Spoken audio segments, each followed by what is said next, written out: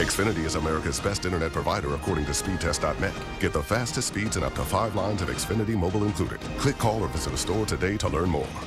Taken at the first sign of a cold, Cold Ease can make your cold 42% shorter. This was nice. It might not make your first date 42% better. Cold Ease is clinically proven to shorten your cold by nearly half, guaranteed. Dry mouth can really affect how your mouth feels and how you feel. Discover Act Dry Mouth, specially formulated to instantly soothe and moisturize your dry mouth, even freshen breath, so nothing holds you back. Act Dry Mouth, soothed, moisturized, refreshed. That's a wrap of this hour of MSNBC Live. I'm Alex Witt. I'll see you again at noon Eastern, but stay right where you are. It's time for AM Joy with my friend Joy Reid. We don't have the full scope of all the intelligence reports that were produced, or who ordered the unmasking of additional names. What I've read bothers me, and I think it should bother the president himself and his team. Good morning and welcome to AM Joy.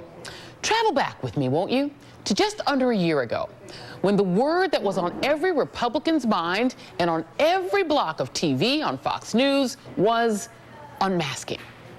It all started in late March when Devin Nunes, the California congressman leading the House Intelligence Committee's Russia investigation, orchestrated a media spectacle with a press conference on the White House lawn.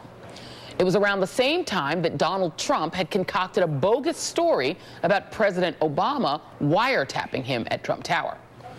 And that day, Nunes provided crucial backup to Trump's false claim with the announcement that he had just come from briefing the president on intelligence reports, revealing that members of his campaign and transition team had been incidentally surveilled by U.S. intelligence as they surveilled foreign entities. What's more, Nunes told us, those Trump associates had been victims of unmasking because their names had been revealed in the reports. Now, given the media frenzy around Nunes' announcement, you could be forgiven for not realizing there was nothing especially remarkable or scandalous about any of this. It's all pretty routine for our spy agencies who, when they wiretap a foreign suspect, incidentally pick up any American who happens to be on the other end of the line, only revealing that American's identity if they can get a warrant proving the American may have committed a crime. The Intelligence Committee's ranking member Adam Schiff later said that Nunes admitted to him that most of the names in the intercepted communications were in fact masked. But of course, all of that was beside the point, because Nunes had given Trump the cover he needed to feel, as he said that day, somewhat vindicated. And it wasn't until a week later that we learned from the New York Times' reporting about the real scandal, that the night before Nunes' press conference performance, he had secretly visited the White House, where two officials had given him the very same documents he had returned to tell Trump about the next day. Now, fortunately, we all learned a valuable lesson when it comes to trusting Devin Nunes.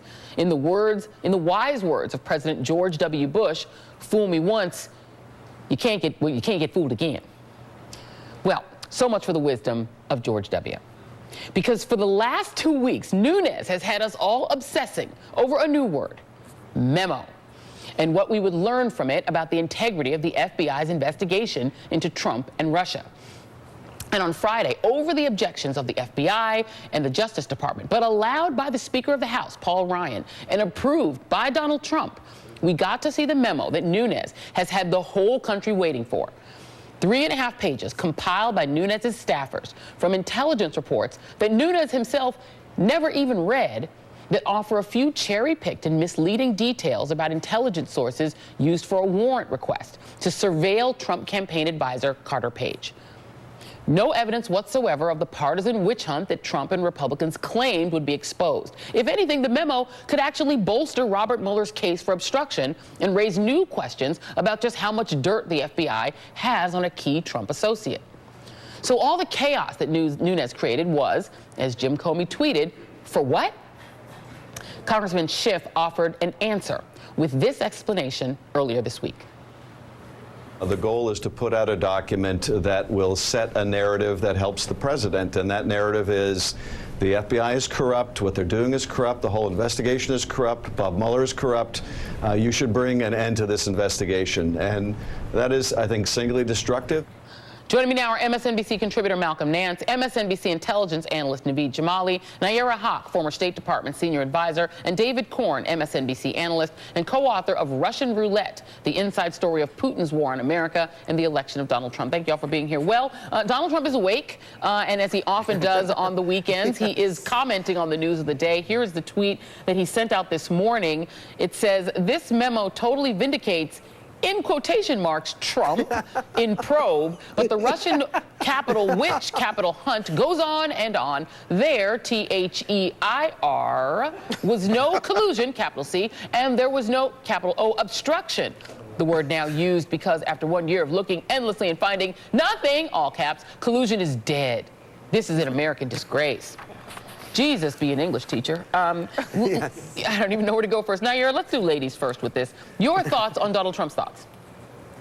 Wow. I think that's everyone's thoughts right now, not just mine.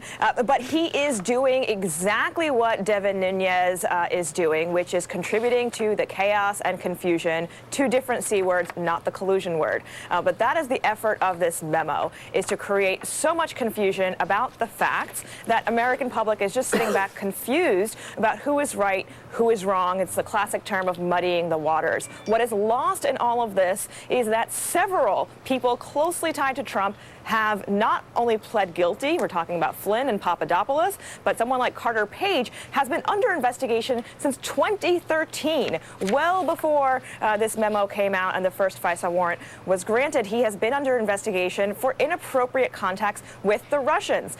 Putin is looking at this opportunity, yes, indeed, as Donald Trump said, as a Russian witch hunt. But it is not a witch hunt against Donald Trump. It is a witch hunt against the American public, focused on the midterm elections coming up to continue to sow confusion and make sure that the person that Putin wants in power, Donald Trump, remains there. Yeah, it was obviously a show for the consumption of Fox News, essentially writing Sean Hannity's A block for him. We get that. But, you know, let me go to David Corn on this.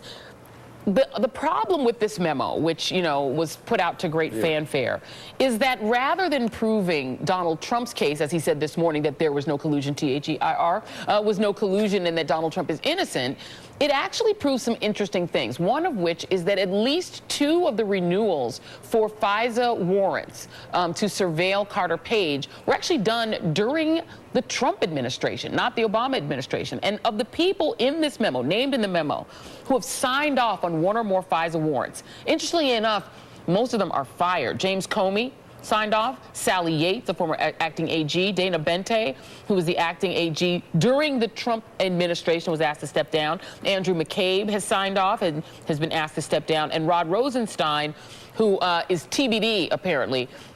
All are named in this memo, all signed off on warrants to continue surveilling, which means they had to be continuing to get intelligence. They had to be continuing to be productive. Another person named in this memo is you, David Corn, because another one of the things, the claims that are in this memo, is that Christopher Steele, the author of the infamous dossier that has so enraged Devin Nunes and Donald Trump, supposedly was terminated by the FBI because he talked to you.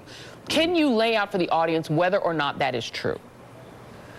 This is a good example of the memo exaggerating a piece of information which causes me and should cause others to suspect every other piece of information in the memo. First off, they cite a piece that I wrote on October 31st, 2016, when it was they cited as coming out on October 30th. So they couldn't even get the date right, but put that aside, we all make mistakes. What they're trying to do is show that Steele was sort of a bad source for the FBI. The FBI turned on him, but still somehow they used him to get the FISA warrant on Carter Page. Well, there was no termination because there was no official relationship between Christopher David Steele and the FBI. Christopher David Steele, most of us know, were writing reports for Fusion GPS and sending them in. And while doing that, he also felt compelled to share his information because he was so worried about what he was finding about possible interactions between the Trump campaign and Russia, to turn that information over voluntarily, informally, to the FBI. And he did that, and he cooperated with them and worked with them unofficially, not as a source. There was talk about paying him at some point, but those payments never happened, never became official. And then after he spoke to me, the FBI, according to this document, said, well, he's talking to the media. I didn't name him, but they could tell it was him, and we're going to distance ourselves from him. At the same time, he didn't understand what the FBI was doing, denying investigations in public that he knew were happening about Trump and Russia, so he separated himself as well from the FBI. So they're trying to make a big deal out of nothing to discredit Steele, to discredit the FISA warrant, to discredit the investigation, and none of that daisy chain holds.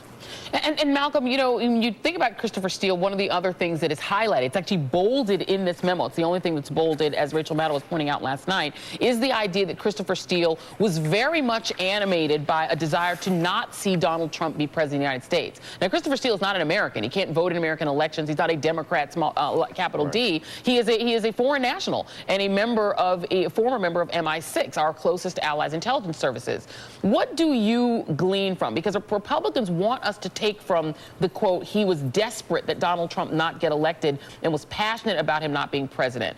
Republicans read that as discrediting of Christopher Steele. When you hear that phrase, how do you read that, Malcolm?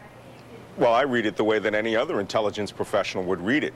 We would have a person who has a very deep background in foreign intelligence collection. He ran the Russian desk for MI6, our biggest ally and our sister agency. If he came back with these concerns, with his hair on fire, then we would have to take it very, very, very seriously.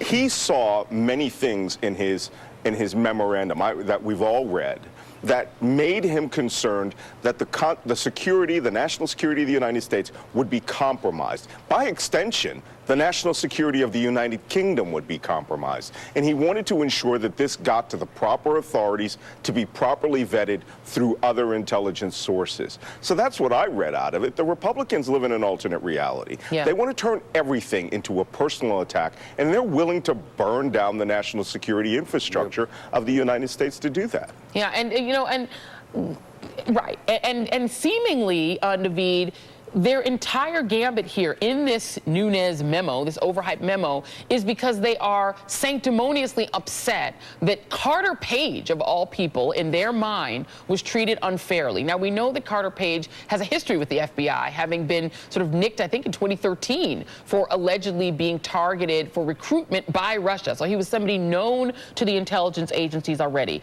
He's an interesting character in this to be the central figure in the Republican defense of Trump. This is Carter Page back in October on Chris Hayes' show on All In, predicting that the information about the FISA warrant on him would come out. Take a listen. In the interest of really getting the truth out there, because I think when the truth comes out, when Speaker Paul Ryan says the FISA warrant or the details about the dodgy dossier and what happened and all those documents around that is going to be released, that's what I'm really excited about. I think that the truth will set a lot of people free. Okay, so that's weird. A lot of people were surprised that Paul Ryan would go ahead and allow Devin Nunes to go on this fishing expedition and release this information that includes classified information. He was not surprised, right? So Carter Page wasn't surprised. That's one point. To you, Naveed, you tweeted something very interesting about Carter Page, because one of the things people have said is that Democrats might have also overhyped this memo. They might have made it sound like the sky is falling if this comes out, and when you read it, it reads like a complete own goal, to use a soccer term. There doesn't seem to be anything even that interesting in here or that, you know, sort of compelling in terms of harming Carter Page. But you tweeted this. You said, if Carter Page was in any way, shape, or form acting under the direction of the U.S., the Nunes memo has just outed an operational asset. I cannot put into words how angry this makes me, especially while an active counterintelligence operation exists. It's shameful. Now, that would be interesting being tweeted by anybody, but you, as a former double agent who's dealt with the Russians, what were you talking about there? Well, look, let's start with President Trump last spring, let's not forget that he gave the Russians one of the most sensitive Israeli operations. So when the White House doesn't have a problem with burning assets, it's hard to imagine that Devin Nunes would either. What I mean by this is, look, I don't know what Carter Page is, but we do know that, as you point out, that he was involved in this 2013 case that resulted in 2015 in an indictment and jail time for a Russian spy, essentially.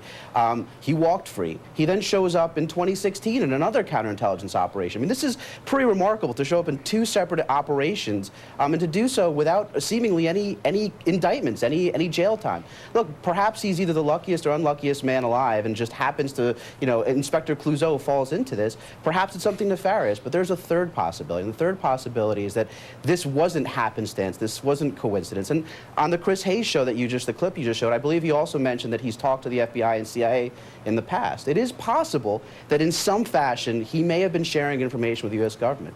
And if he did, then Trump and this memo may have done just what President Trump did when he revealed the Israeli operation to the Russians. He may have just outed potentially another operational asset. And look, even if Carter Page was not working for the government, we now know that he was being tapped. And in this investigation, anything or anyone that was speaking to him within that date range should probably be concerned that they were being recorded. So to me, it is hugely disconcerting. I mean, look, we rely on these types of people to get information, and when you burn them, it's not just about Carter Page. If you're working in Russia right now for the CIA and you're looking at this, you're thinking to yourself, oh my goodness, am I going to be revealed? And I think that has huge implications. Yeah, just saying the dates of when we began, conducting these wiretaps, with plenty of information to give to our adversaries. And keep in mind, audience, as you're thinking about all of this, that Devin Nunes, the author of this infamous memo, did not himself review the underlying material. He didn't even do it himself. He sent Trey Gowdy and let him do it. Trey Gowdy was on his way out,